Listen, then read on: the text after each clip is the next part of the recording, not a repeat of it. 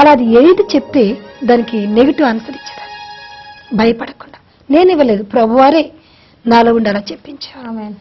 అలా చేసినప్పుడు అది ఇంకో ఒకసారి సడన్ గా నా మూతిని వంకర చేసి ఒక 1 month నాకు తెలియకుండానే నా మూతి వంకరైపోయింది. అయినా మంగళవారం ప్రార్థన, శుక్రవారం ప్రార్థన, ఆదివారం ప్రార్థన నేను ఒక్కదినం కూడా ఆపలేదు. హల్లెలూయా. సంఘస్థులందరూ అన్నారమ్మా, మీరు మాట్లాడుతుంటే ఎక్కడికో వెళ్ళిపోతుందమ్మా, చూడలేకపోతున్నామమ్మా మిమ్మల్ని, మీరు కొన్ని రోజులు అది స్వస్థత వచ్చే వరకు ఇంట్లో ఉండండి అమ్మా అంటే నేను చెప్పాను, ఇది సాతాను చేసింది. వాడిని సిగ్గుపరచాలంటే నేను ప్రార్థన చేయాలి, వాడిని సిగ్గుపరచాలంటే నేను వాక్యం చెప్పాలి అని.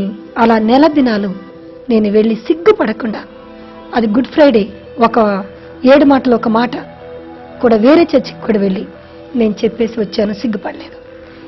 ఆఫ్టర్ 1 month నార్మల్ అయిపోయింది. దేవునికి స్తోత్రం.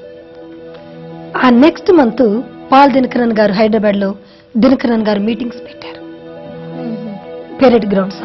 2005 లో వాళ్ళు నా పేరు పిలవటం జరిగింది.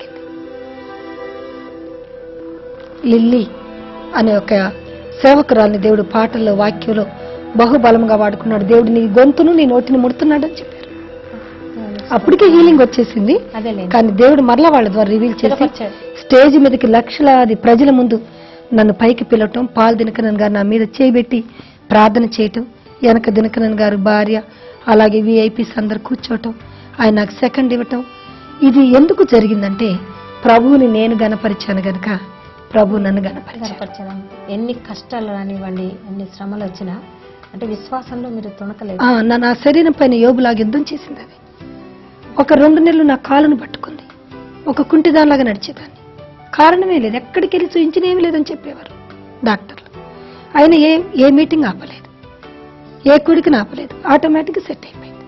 తర్వాత క్రిస్మస్ సీజన్లో నా చేయి నిరగొట్టేసింది. ఊరికే నేను కారులో కూర్చున్నాను, డ్రైవర్ బ్రేక్ వేస్తే ఈ చేయి పోయి డోర్కు తగిలి ఇరిగిపోయింది, ఏలు ఈ బోన్ ఇరిగిపోయింది. అంటే ఏదో విధంగా సేవను ఆటంకపరచాలి, మిమ్మల్ని బలహీనపరచాలి. ఆయన అదే కట్టుకొని స్వార్థకు వెళ్ళిపోయాను.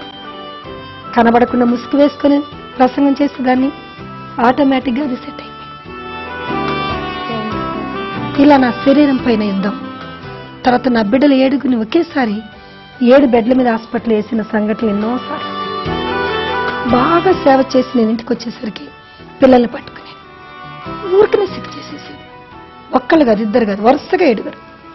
ఈ దినాన ప్రభు నాకు ఇచ్చిన ఘనత ఏంటంటే ఆయన పనిని ఎట్టి పరిస్థితుల్లో కూడా నేను ఆపలేదు. ఈ దినాన ప్రభు ఇలా వాడుకోవటానికి గల సీక్రెట్ అదే. లోకంలో ఎంతో మంది భక్తులు ఉన్నారు, ఎంతో గొప్పవారు ఉన్నారు, ఎంతో మంది గొప్ప వారు ఉన్నారు. వారిలో ఒకరిగా ప్రభు నన్ను చేర్చడానికి గల కారణం ఏంటంటే ప్రభు పనికి ఎట్టి పరిస్థితుల్లో కూడా నేను వెనుకాడు. ఎంతో ప్రతికూల పరిస్థితులు కూడా ఆయన పనికి నన్ను ఆపలేకపోయాయి. సాతాను సిగ్గుపడిపోయాడు. ఒక్కసారి త్రోటును రాకుండా చేసింది నాకు. నేను ఈ పిక్కెడ్ దగ్గర దినకరని దీన దయాళ్ ఈఎన్టీ స్పెషలిస్ట్ దగ్గరికి వెళ్ళాను. వాళ్ళ పాప నా దగ్గరికి ప్రార్థనకు వచ్చేది డాక్టర్. తను చెప్పింది, డాడీ మంచిగా చూస్తారా అంటే. వెళితే ఆయన అన్నారమ్మా, నీవు ఒక 1 year వరకు పాటలు పాడకూడదు, ప్రసంగం చేయకూడదు, నీకు ప్యాకేజ్ చేస్తాను, నువ్వు రెస్ట్లో ఉండాలి, అప్పుడే నీ వాయిస్ బాగుంటుంది అని చెప్పారు. ఆపరేషన్ చేస్తాను ఫ్రీగా. వద్దు ప్రభా, నువ్వు బాగు చేయలేవా, నీకు అసాధ్యమైంది ఏమి లేదు కదా, నేను ఈ జీవితం జీవించను, ఇలా చనిపోయినా పర్వాలేదు, నేను నీ మంగళవారం ప్రార్థన నడిపిస్తాను, శుక్రవారం నడిపిస్తాను, ఆదివారం పాటలు పాడతాను, ఈ మాత్రం నేను మానను, ఒకవేళ నీ మందిరంలో చనిపోయినా ఇష్టమే, నేను మాత్రం ఇలా ఉండలేను ప్రభా, నువ్వు హీల్ చేస్తే హీల్ చేయి, లేకపోతే అదే స్వరంతో వెళ్ళి అయినా నిన్ను స్తుతిస్తాను అని నేను మొండిగా అలా వెళ్ళి స్తుతించి 1 నెల తర్వాత ఆయన దగ్గరికి వెళితే నీకు ఆపరేషన్ అవసరం లేదని చెప్పారు. చూసారండి, అలా దేవుని కార్యాలు ఎన్నెన్నో నా జీవితంలో అద్భుతాలే అద్భుతాలు అవునండి నేను అనుభవించాను. 118వ కీర్తన 21వ వచనం ప్రకారం నేను చావను సజీవుడనై యెహోవా క్రియలను వివరిస్తానని, ఆయన క్రియలను వివరించుట కొరకే నన్ను, నా భర్తను, నా బిడ్డలను దేవుడు బ్రతికి ఉంచాడు నేటి వరకు. ఇది మాత్రం 100% ట్రూ అనమాట. ఇది మొన్న రీసెంట్ గా మీరు స్టేట్స్ కి వెళ్ళారు అవును. కదా సిస్టర్? అంటే అవును. ఏ విషయంలో వెళ్ళారు? పెన్సిల్వేనియాలో యుఎస్ లో ఉన్న ఒక పెన్సిల్వేనియా స్టేట్ లో జాయిన్ మెననైట్ చర్చి వారు తెలుగు ఉమెన్ కాన్ఫరెన్స్ కి నన్ను స్పీకర్ గా పిలవటం జరిగింది. అక్కడ నా సాక్ష్యం క్యాసెట్ సీడీని ఎవరికో నేను ఇవ్వటం, వితౌట్ మై నాలెడ్జ్తో వారు తీసుకెళ్లి ఒక వెబ్సైట్ లో పెట్టడం.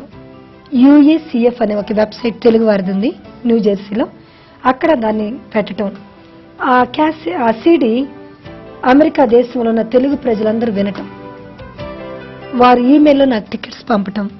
నేను అలా ఒక 10 స్టేట్స్ విజిట్ చేయటానికి, ఆ స్టేట్స్ లో ఉన్న చర్చెస్ లో మాట్లాడటానికి, గృహ కుడికిలో మాట్లాడటానికి ప్రభువారు కృపను చూపించారు. Praise God. కానీ నా 12 ఏళ్ల వయసులో ప్రభువారు చెప్పారు, బూది గంతముల వరకు నా సాక్షిగా నేను వాడుకుంటానని. అది నెరవేరుతుంది. అక్షరాల నెరవేరింది. అలా ప్రభు తీసుకెళ్లారు. అక్కడ కూడా అద్భుతమైన హీలింగ్స్ జరిగాయి. చికాగోలో ఒక సిస్టర్ చనిపోవటానికి ఒక ఈవిల్ స్పిరిట్ పట్టి చనిపోమని చెప్తుంటే ఆమె చనిపోవటానికి సిద్ధపడి, ఆ సమయంలో దేవుడు నన్ను ఆ గృహాన్ని తీసుకెళ్ళటం. ఎంతో డిప్రెషన్ లో ఉంది ఆమె. ఆ నైట్ వారి ఇంట్లో ప్రార్థన చేయటం, తెల్లవారి ఆమె ఫేస్ కంప్లీట్ చేంజ్ అయిపోవటం, బ్రైట్ అయిపోయి ఒక న్యూ పర్సన్ గా మారిపోయింది.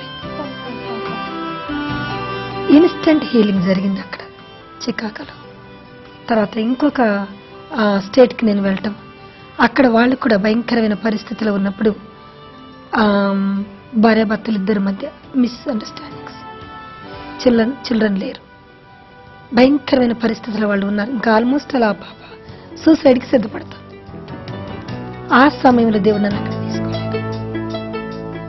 అక్కడ పాప కొరకు ప్రార్థన చేయటం, తర్వాత దేవుడు గొప్ప మార్పు తన భర్తలో తీసుకుని వచ్చారని తను నాకు మరి రీసెంట్ గానే ఆ నెక్స్ట్ డేనే చాలా చేంజ్ అతనిలో వచ్చింది. నేను అక్కడ ఉన్నప్పుడే ఇప్పుడు కంప్లీట్ చేంజ్ వచ్చిందని, మీ ఇద్దరం కలిసి ప్రార్థన చేసుకున్నామని వారు ఫోన్ చేసి చెప్పడం జరిగింది. కుటుంబాన్ని కట్టడం కూడా దేవుడు వాడుకున్నారు.